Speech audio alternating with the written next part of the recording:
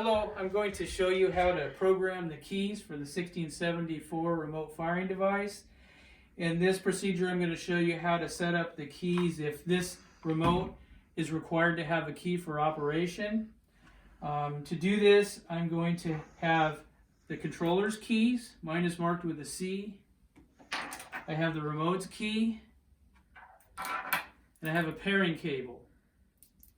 I'm going to start with both units off, and I'm going to, on the controller, I'm going to hold status, and I'm going to turn the unit on.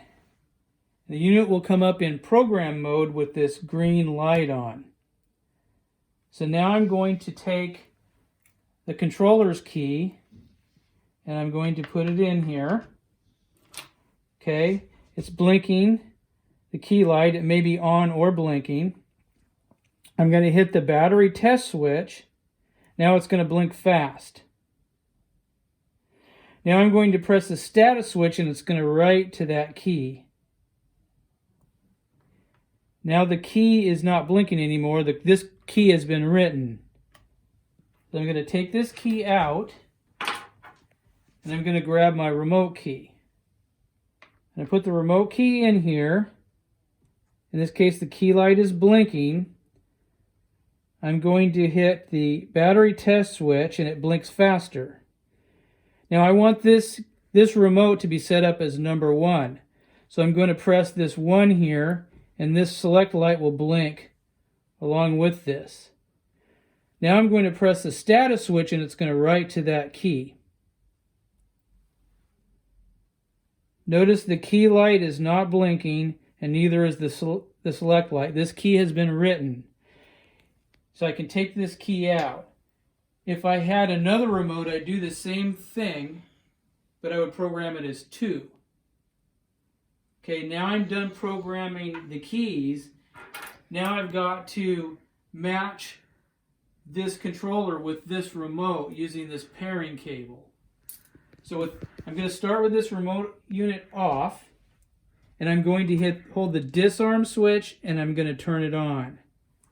And you see this red light here will come on telling you it's in program mode, pairing mode. So now I'm going to connect this pairing cable from the controller to the remote.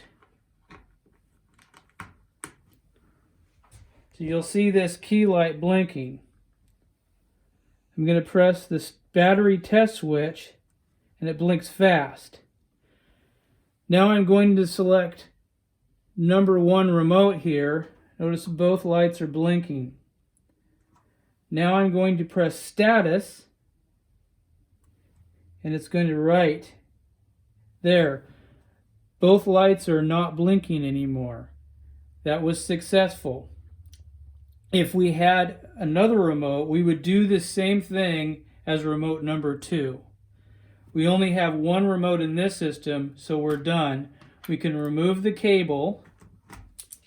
We can turn each unit off.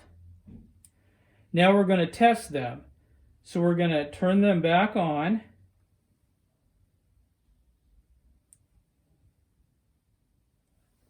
I'll put the antenna on this remote.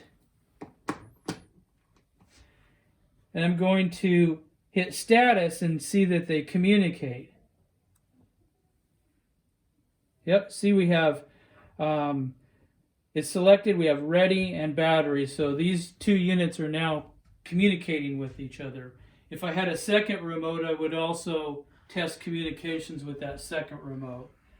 So that is the procedure for programming the keys and pairing these units together.